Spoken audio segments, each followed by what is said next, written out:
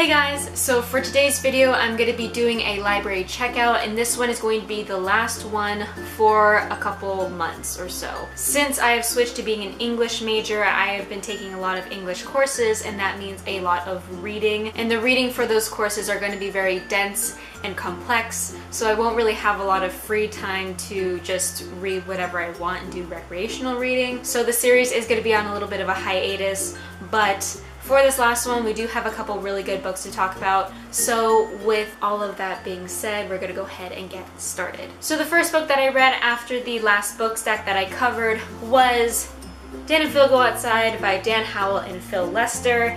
And I know that I've been talking about Dan and Phil a lot on this channel. I'll try to lower it a bit, okay? I know that it's a lot, and what the fuck is happening with my hair? But anyway, this is just a picture book of their tour, and I just hit myself in the face. What is wrong with me today? But yeah, this is just full of pictures and commentary from their time on the amazing Tour Is Not on Fire tour.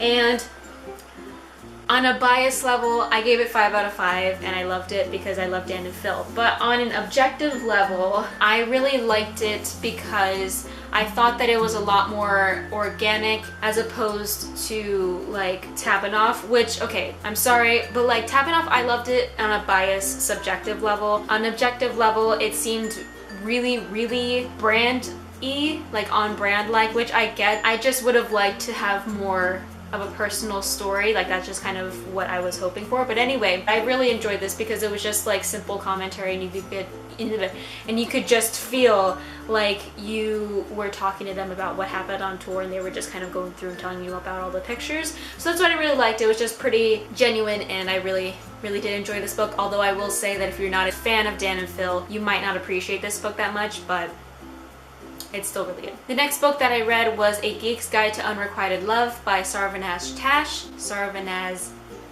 and I gave this 4 out of 5 stars because, again, on an objective level, it's actually pretty good. The story is pretty solid, the writing's like okay, but on a personal level, I just wasn't a big fan of it because it didn't really pull me too much into the story. It's just about these two best friends who go to New York Comic Con to go and see their favorite author and experience a whole bunch of nerdy things, and one of them is in love with the other, and he is going to confess this love, but then things happen that kind of ruin his plan. It was interesting and it was pretty cute. Again, it just wasn't my personal favorite book, but you can definitely read it, of course, and judge for it yourself. I did actually talk about it in my YouTube book tag video that I will link down below because a couple of these books I did mention in that. But yeah, overall, pretty good. Following that, this was the first instance that I read, Fruits Basket, and this is by Natsuki Takaya. Sorry. Wow, I'm horrible. I actually did talk about this in my 2016 favorites. I'll link that down below as well because I talk a lot about this and how I feel about it as well. This was just such a good series to start. It's super sweet and wholesome, and it's about this character,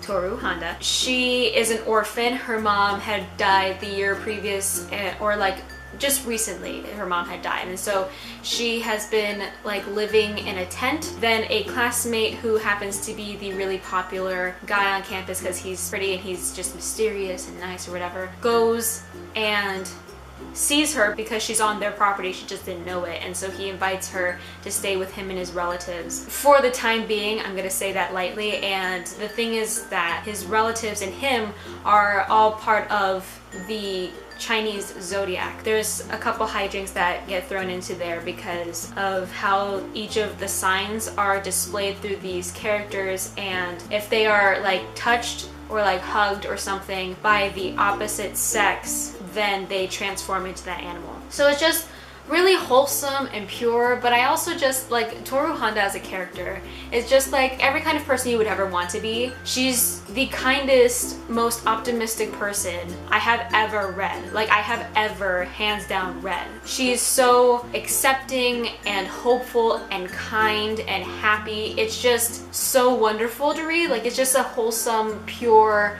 manga anime series that I 100% recommend because it's just so lovely and it will leave you feeling super warm and fuzzy inside.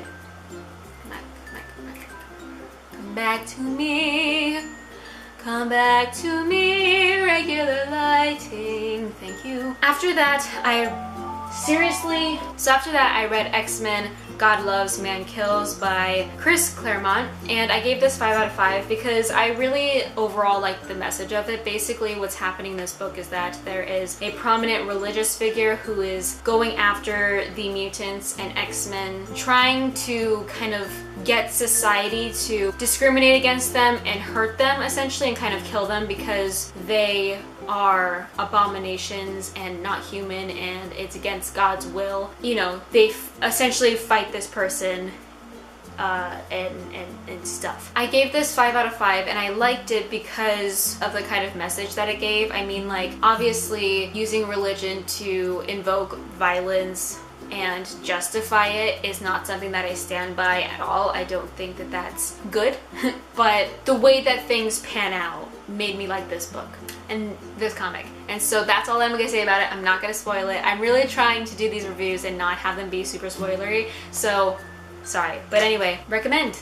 Go read it. So after that, I read Attachments by Rainbow Rowell, and I gave this 5 out of 5. It's so cute. I love it. I love it. I love it. I love it. This book is set in 1999 and is about a man named Lincoln who applies to be an internet security personnel for a newspaper company. Part of the software that he has to check up on is when people are emailing each other using the company email, if there are inappropriate words or like language or whatever phrases in the emails, it gets pinged to him and he would have to write these people up and tell them to stop doing that. But amongst these emails, he starts to read some between two women, Beth and Jennifer, and he gets immensely invested in these emails, and that's all I'm gonna say about it. But this book is just absolutely adorable. I think that it's really cute, and I liked the way that Lincoln is portrayed. I liked everything about it. This book was recommended to me. This person who recommended it was like, this is amazing, you absolutely have to read this book if you love books, and of course I do. Hello. The writing is well done, it's funny. The things that happen are really just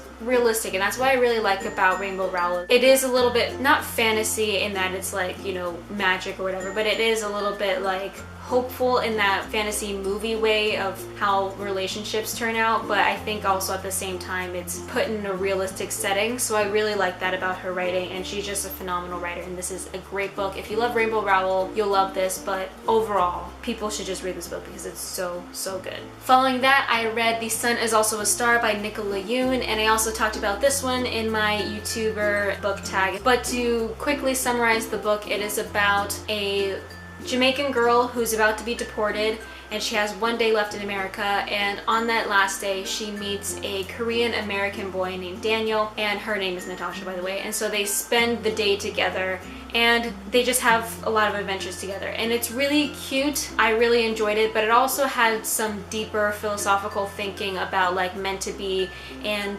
the extreme differences between only thinking in a scientific, logical way and only thinking in a romantic kind of way, and being able to find the balance between that. It was just so, so wonderful to read. It's really funny. The writing is really well developed, and I really liked the racial diversity because there aren't enough books that are about other races. When you typically read a lot of books, they tend to be characters who are white. I just think that there needs to be more diversity because obviously the world is not all white. So I just really appreciate that Nicola Yoon does this. Definitely read Nicola Yoon in general, but definitely also read this book because it's really, really good. Following that, I read Fight Club by Chuck Palahniuk, and I gave this did I give it 4 out of 5? Yeah, I gave it 4 out of 5. I think on an objective level, it was really good. I had to read this for class and do a research paper on it, so that was fun. I think that it's very interesting. It kind of takes you through a lot of different emotions, and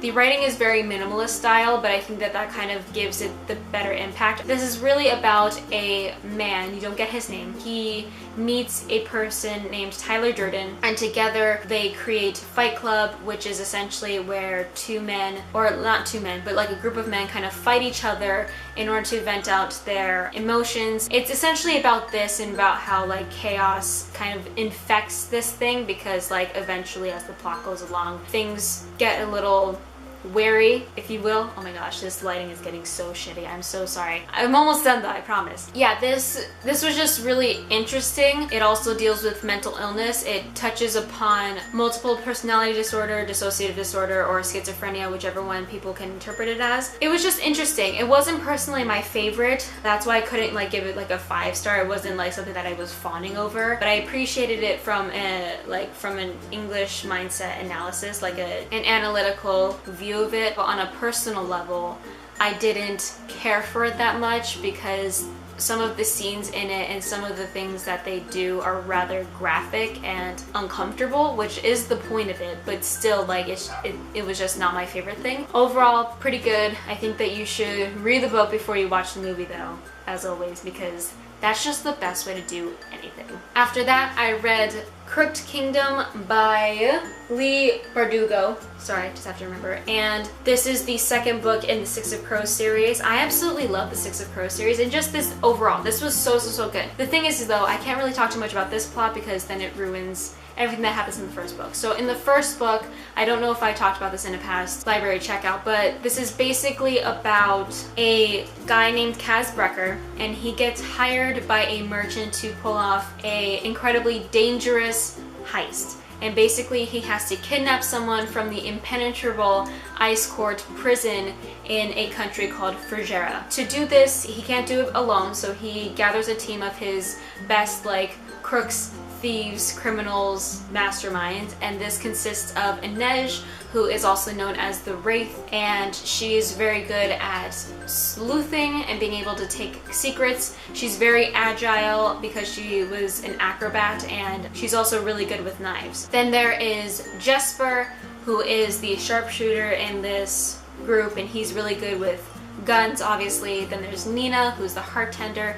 She is what is known as a Grisha, which is essentially kind of like a person with powers, and as a heart tender, there are different kinds of Grisha, but as a heart tender, she can kind of manipulate the body, which is interesting. So she can like lower a person's pulse, etc, etc. Then there is Wayland, who is the runaway. He ran away from a life of lav and luxury because he used to be from a merchant family home, which was really comfortable and rich and everything like that, but he then lived on the streets, and he is really good with chemistry, so the team uses him kind of like for explosives and other things like that. And then there is Matthias, who is an ex-Frigerian soldier who was wrongfully put into prison. And Kaz Brecker, just really quick, he is like essentially kind of the leader. He is also known as Dirty Hands because he is ruthless and calculating. Together, this group of misfits go to attempt this heist,